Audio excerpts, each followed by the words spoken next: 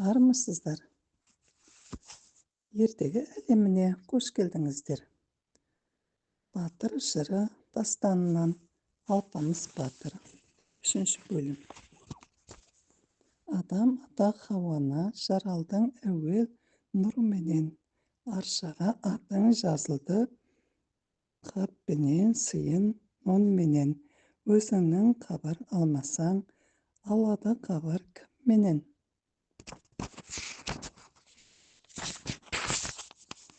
Ерде түскен бұл орға, менде түскен жол менен. Әліміз нәзік боп кетті, хабарым бар ма ол менен? Нешеме өткен пайғамбар ажырар қашан сорменен.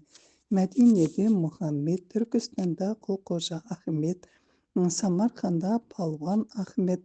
Өтеме күнім өрменен, ғайып ерен қырықшылден, үздің бе күдер шынымен. Айналайын жаната, өлгенде көрдің бір бота. Кетерімде бермедің ықыласың мен ақбата. Доғайтпадың тез болып, жатырмын азап мен тарта. Өлшеулі күнім бар шығар, қалыппен өлмей мен қайта. Қарындасым қарағым, көзімнен аққан бұлағым. Ертең кеш зарласам, естер ме екен құлағын? Елігімнің не көрдім, қара жер болды тұрағым. Шығуым қиын ойласам, жетпейді қолым бойласам. Енді қандай қыламын? Бір емшектен еміскен, тай құлындай тебіскен. Қарындасын қарлығаш, ақырын ақтан сұраған. Су сұрасам бал берген, шая десеп жал берген. Кәр анам қайтейін, орда жатыр зарланып, өлгенде көрген шырағың. Айналайын жан ана, өлгенде көрдің бір бала. Bir ағаштың басында көгертпейді екі алма. Bir құданың ісі күшті, басқа салды мүшкіл істі. Ырза бол нан сүтіңе, тірідей балаң көрге түсті. Осыны айтып болғанда, жылап зарсап талғанда, кеттім бе деп арманда, орда жалғыз қалғанда, шығатұғын күн қайда? Мынау 5 күн шалғанда отырды бала зарланып, кім бар, кім жоқ деп жылайды. Келгенше заман айналып, өлді де емес, тіремес, әр қиялда ойланып, сол уақытта болғанда, қандекті кірді бір жарық, раушан болып, күндіздей атқандай болды таң жарық. Мысалы гауһар шамшырақ, қарады бала аңғарып, тілекті Алла береді деп, бабалар келді деп, тәу етіп барып айналып, сол уақытта бір мысық келді жетіп жүгіріп, бір таба тістеген нан алып.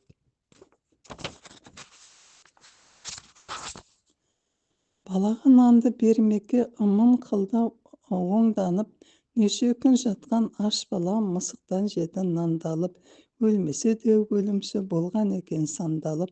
Мысықты жұмсап отырған ғайып ерен қырықшіліктен.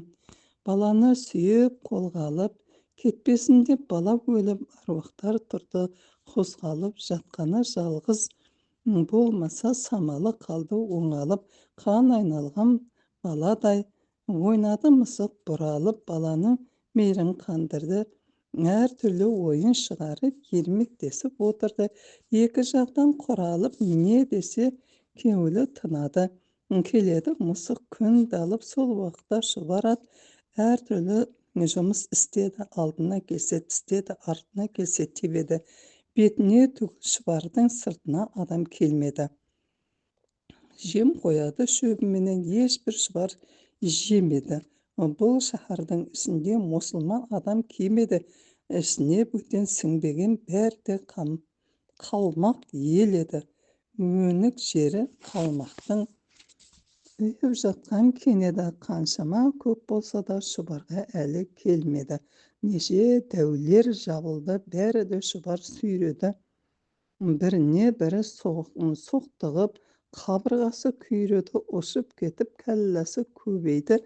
Қалмақ өлгені ордада тұрды ойнақтап, шұбарға ешкім мінбеді. Жанның бәрін сарсаң қып, бір шұбар ақ талдырды. Ашуланып падиша әр жерден ұстап алдырды. Енділігі жеті кез темір үйді салдырды. Темір үйге тастады. Шұбар атты кіргізіп аптады берді бір баушып. Аптада берді бір баушып. Ашықтырып жегізіп 10 күнде суды бір беріп шөлгеді қойды күңгізіп.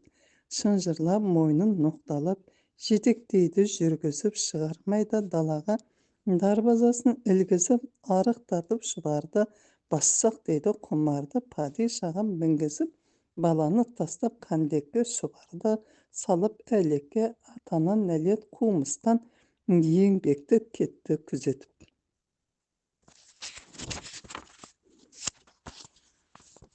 Шұбар атты тыңдырып, баланың белін сындырып, мыстан кемпір келеді, падишаны көреді, келе сөйлей береді. Құлағың сал падиша, келінімді бер деді. Балаңа қызым берем деп серт қылғансың сен деді. Айнысаң патша, оның да айт есебін таба мен деді. Баланың балам кемемес, ұзатқаның жөн еді. Айыбы таз демесең, балам тең деді. Кемпірдің айтқан сөзін, бұл сөзін халықтың бәрі жөндеді. Сонда патша сөйледі, тыңда өзі анамыз. 11 бел баламыз 20-ға келген соң той томалақ қыламыз. 9 жыл мәулет беріңіз. Оған дейін шыдаңыз. Балаға бала үйренсіз. Сізбенен біз құдамыз. Ана сенің ісіңе тілектес болып тұрамыз. Жақсылыққа жақсылық. Біз неге мойын бұрамыз? Бәрі сіздік болды ғой. Жиған терген малымыз, қазынадағы барымыз. 20 жылға келген соң келініңді алыңыз. Көпті көрген көне едің. Бұл сөзге наныңыз. Қарар тапта көңілің, үйіңе енді барыңыз. Бұл сөзді айтып ырзағып, шығарып салды қанымыз. Ендігі сөздің қысқасы, бұрынғылардың нұсқасы, қанның қызы Қаракөз. Мұнанда хабар алыңыз, Қаракөз айым бір күні келді жетіп қанына. Айтайын деп бір сөзді әкесінің алдына, әке маған бір үй бер. Тігейін барып саяға 100 серге бер. Ойнатып сап қояйын қораға, бетіменен жайылсын. Қамайық сорға 40 қыз нөкер қосып бер. Сүрейін дәурен далада 9 жылың біткен соң келейін көшіп қалаға. Армансыз болып кетейік беретін болсан балаға. Шөбіңе түссе кетейін таз дегенмен болама. Сен берсең ата мен көндім, наяды ол бір жырада. Ырза болған тай шыққан қызының айтқан сөзіне. Қуанып қалды көңілі, қапа болып жүрген кезінде бәсіреңдеп 100 серке бөліп берді өзіне. Бір үйді тікті, жайнатып, ішіне бұлбұл сайратып, тас бұлақтың көзіне жар шағыртып қалаға, мәлім қылды далаға. Жігіт түгіл қыздар да баспайтын болды ізінде. Еріккен қыздар түседі бұлақтың күнде суына. Қанның қызы Қаракөз ашық еді көргенде алпамыс ердің жүзіне. Оңаша жайды жолығып сөйлесем деп өзіне. Сонда да кезі келмеді ізденген бейбақ көзіне. Қыздарға мұны айтпады, айтайын десе батпады. Күн шығу мен күн бату арасында жұтпады. Ойына алса бір жерде бір бармай болған қайтпады. Құнан қойдай бойыз тастап, бәйге атындай ойнақтап, мойнына алқа жай тастап шығады қыздар қыр жаққа. Бір күні кетеді о жаққа, бір күні кетеді тау жаққа, бір күні кетеді ой жаққа. Ұсталауы рас баланың, тастағаннан білмейді. Алып барып қай жаққа, сонда да кезі келмейді. Іздеген сорлы бейбаққа самаурындай қайнатып, дастарханды жайнатып, қыздарды түнде ойнатып, бұлбұлды күнде сайратып қылады қыздар тамаша. Жан бермейді оңаша, бір күні суға бармаққа. Шомылып қыздар алмаққа, құндыздай шұбап, күллі қыз бұлақтан келді басына. Жалаң аяғы Қолында талдан таяғы, шалбарын түріп тізеге, кемпірдің ұлы баяғы жетіп келді жүгіріп. Қыздардың енді қасына, қыздарды көріп қылмыңдап болғандай бұрын ашына, қара көз айым қайда, қандай есер неме деп әкесін берген досына, ойынға тоймас кезеккен 15-ке келген жасыда ұмтылды қыздарға, кепесін басып, басына орамал тартып, шекеге самайын үнжір жасыра сүйкенеді қыздарға, қотырнадай қышына түйебас қылып, қырық қыз алып ұрды жездесін, тастың барып тасына ұшып кетті кепесі.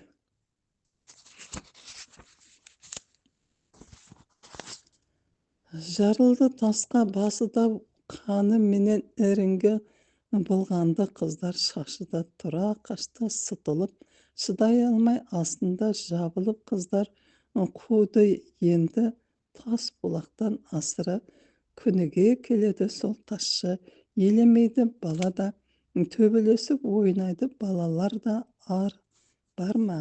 Қыздар ұза қуанады, көңілі ырза жараға, бар болғаны қарғысы, барарсың дейді қалаға, берерсің дейді жазаңды, алайын деп барғанда, ойнап күліп шағында қалыңдар дейді арманда. Осы менен 7 жыл өткізді қыздар далада, сыңсыма баян секілді дәурен сүрді арада. 7 жылдың ішінде көрінбейді кісіге бір мада қалаға, ата менен анаға. Адамзаттың баласы мұнша ашық бола ма? Қанның қызы қара көз қарайып алды қанына, екі көз далада бір көрмекке ынтық боп, алпамыс берен балаға. Жүз серкесі патшаның қыздардың жүрді қолында. Әр қайсында бір қоңырау тағулы жүр мойында, тұла бойы үңілдеп, үкілеп, әсемдеп қойған бойыда. Патшаның ақылы соямын деп жүр тойыңа, 2 жылда той қалмақ. Патшаның ойында жалғыз қызы қара көз, көңілі ақтың жолында кейқуат дейтін тазша бағатын еді оны да. 7 жыл ұдай серкенің жүретін еді соңында, ерте кетіп кеш келіп жаятын еді қырымға. Серкелері семіріп келмейді мойын бұруға, әр қайсы жылқыдай бармайды қолы ұруға. Бір күні серкі ойнады асыр салып секіріп, апамыз жатқан орында. Енді серкі ойнады ойынға, бәрі тоймады айқайлап, кей қуат айқайға серке болмады. Қандектің аузын талқандап, бұзылмасқа қоймады ордағы жатқан бейбақты күллі әуле қолдады. Енді серке секірді, біріне бір асылды.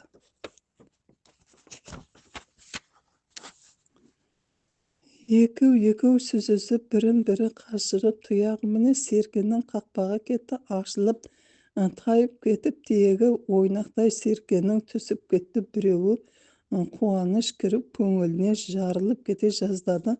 Алпамыстың жүрегі қашанға дейін жыласын, қабыл болды тілегі. Әлқиса кейқуат таз ордың басына, Алпамыстың қасына келіп айқай салды. Ей, Алпамыс қайдасың? Серкем түсіп кетті, шығарып бер. Қара көз айым маған ұрсар деді. Сонда Алпамыс, әй, кембағал, серкеңнің маған күнге біреуін беріп, мені бағып қақ. Егерде ордан аман ешен шықсам, өзіңнен бұрын сені мұратқа жеткіземін деді. Кейқуат ашуланып, 7 қабат жердің астында жатып, мақсатқа жеткіземін дейтсің. Сені бұл күніңді өзіңе көп қылайын деп, бір диірмен тасты дөңгелетіп әкеліп үстіне тастап жібереді. Алпамыс тасты қағып алып, салмақтап тұрып, қайта лақтырып жіберді. Тас басынан асып кетті. Кейқуаттың зәресі ұшып кетті. Кейқуат жаман сасып қалды. Тас келіп, бір етегін басып қалды. Енді Кейқуат ойлады, осыны айтқанның қылайын, өлсем өлей, өлмесем жақсылығын көрейін, деп Серкенің күніге біреуін беріп тұрады. Сөйтіп жүріп Серкенің бәрін таусады. Бір күні Алпамыс келіп: «Ей, Алпамыс, Серке таусылды, не қыламыз?» деді. Онда Алпамыс айтты: «Мынау серкелердің мүйізі қабырға, сүйегінен сырнай істеп қойдым. Соны қыздардың жолына апарып тарат. Сені ұстап алып, кім қыл деп сұраса, айтып қойма. Бірақ қанның қызы Қаракөзайымға сездір» деді. Кейқуат сынайды алып қыздардың жүретін жалғыз аяқ жолы бар еді. Соған келіп, жабындының арасына жатып, сырнайды аңқылдатып тартты. Қыздар естіп қарап жүріп тауып алды. «Ей, Кейқуат, мұны кім қылды? Қайдан алдың?» деп сұрады қыздар. Кейқуат айтпады. Қыздар отқа қақтап, бұтын таптап, сонда да айтпады. Сол уақытта Қаракөзайым маған шынын айтатын шығар деп оңаша шығарып алып сұраған жерде еді. Қаракөзайым сөйлейді: «Молдалар сызған алақат, біздерменен бас қосып ойнап күлмек салтанат, қолыңдағы сырнайды кім қылды екен?» Кейқуат сұрағанды: «Шын айтшы, сені тәуір көрейін, шынында айтшы, Кейқуат, не тілесең берейін, қандай пері қылды екен, көзімменен көрейін, егер қылса азамат жолында соны өлейін». Кейқуат сонда сөйледі: «Базары пышақ талдыда, нәсілін сенің қалмақты, шыныңды айт деп қинадың, көп ішінде салдақы. Бір адам қылды ордағы, ор ішінде пенде боп, Алпамыс берен қалғанды, бірдеме қылсаң салдақы, мұны Алпамыс қылғанды».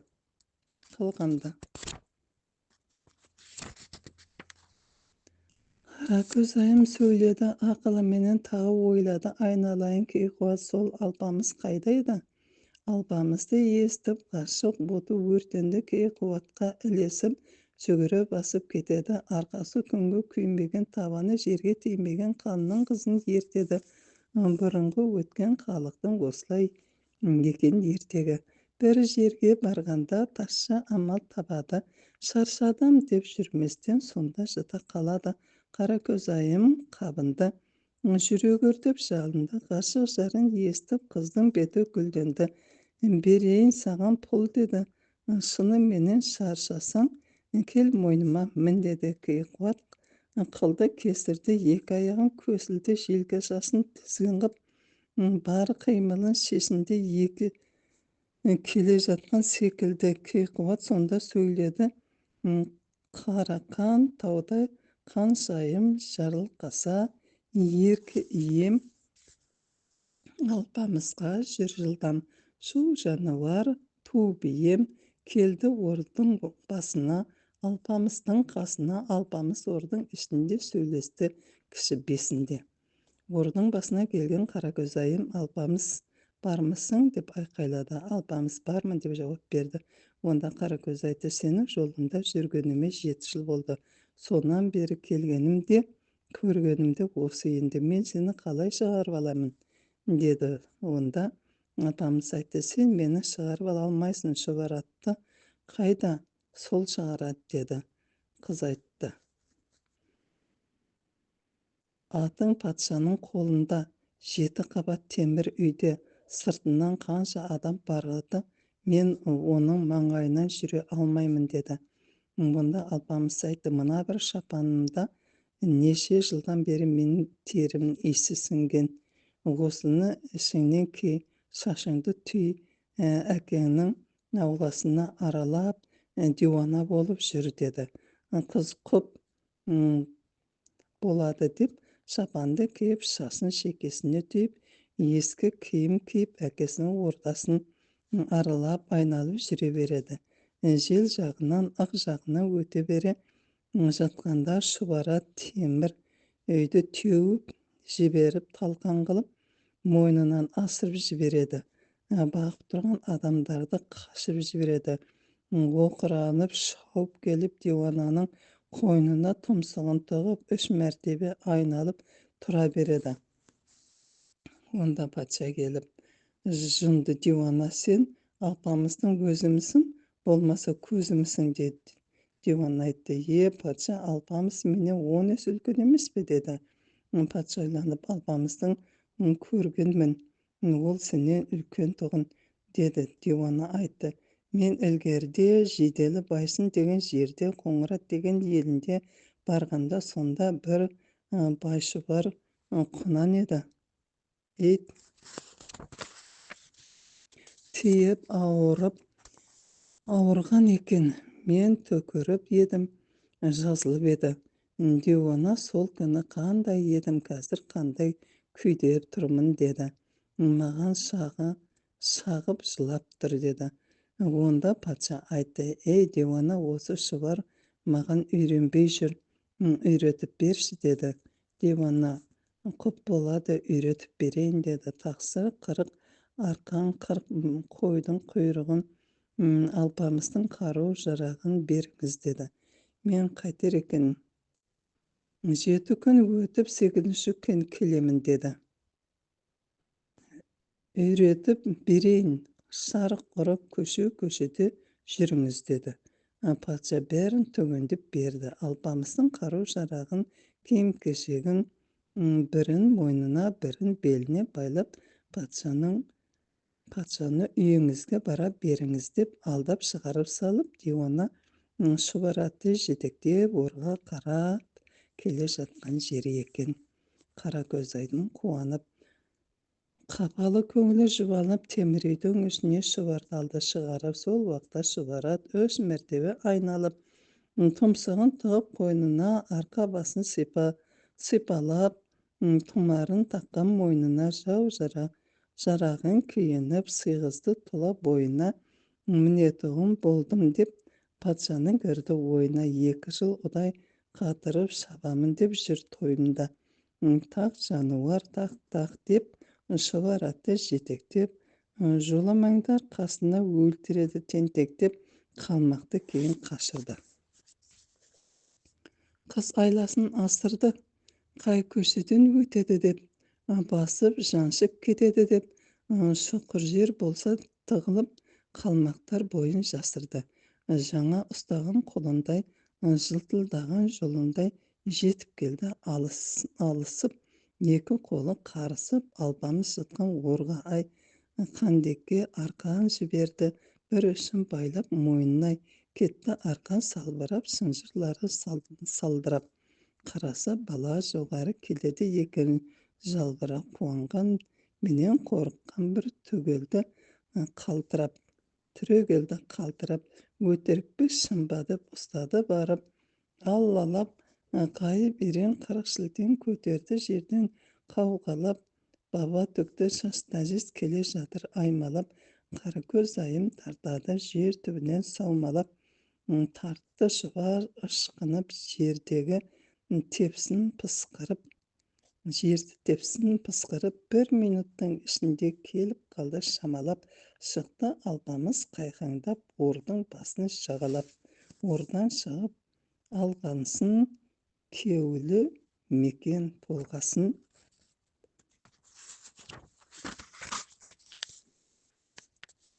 Құйрыққа әбден тойғасын, қуаттанып болғасын, жарағын кейді сайланып, жалаң қыз байланып, азғасып өткен қалмаққа шабайын деп ойланып, омырауын ескелеп жылдам міндеп тістелеп тұрды шұбар айналып. Алмадай мойны ұзарып, 2 көзі қызарып, құйрығын салып, сыртына жан-жаққа бұрды таңданып, кіндігін тағды бауырына, құйрығын салып, сауырына, жерді теуіп ысқырып, жын ұрғандай сандалды.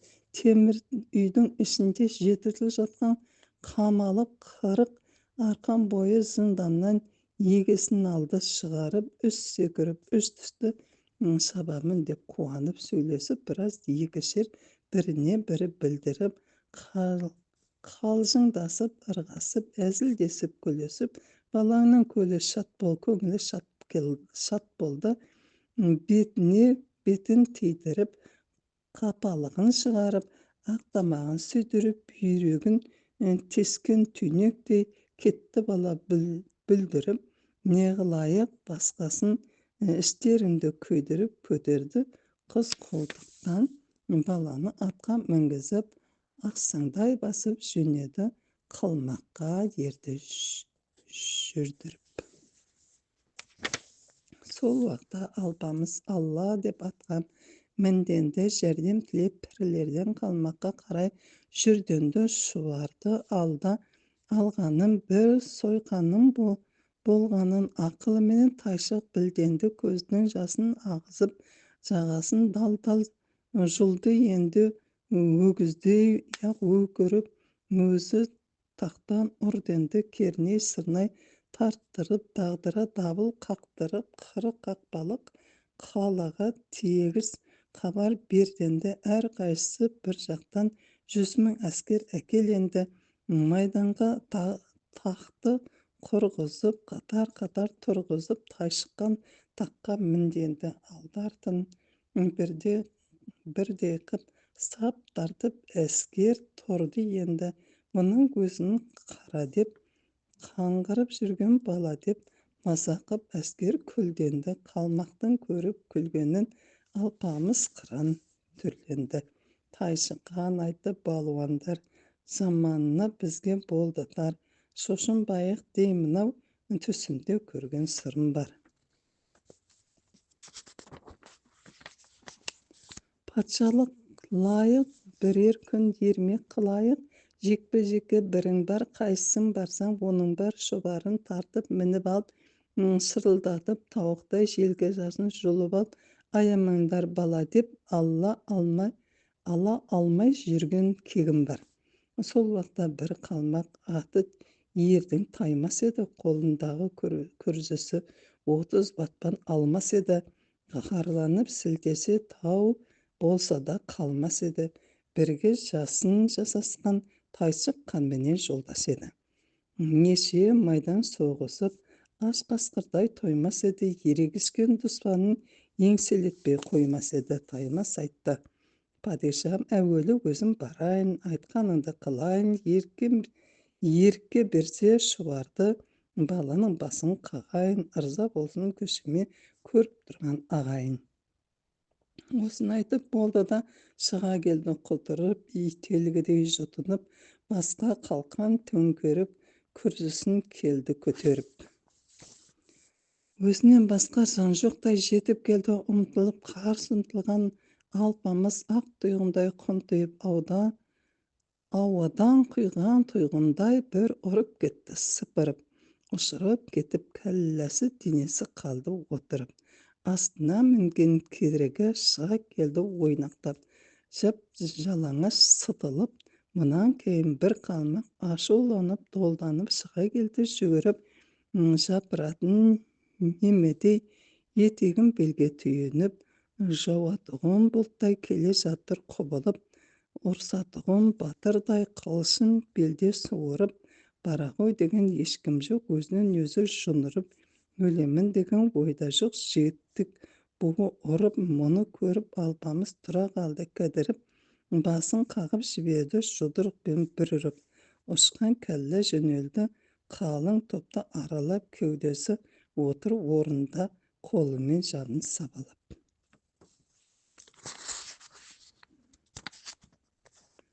Ұстайын десе қалмақтар кәлләға қарай ұмтылды.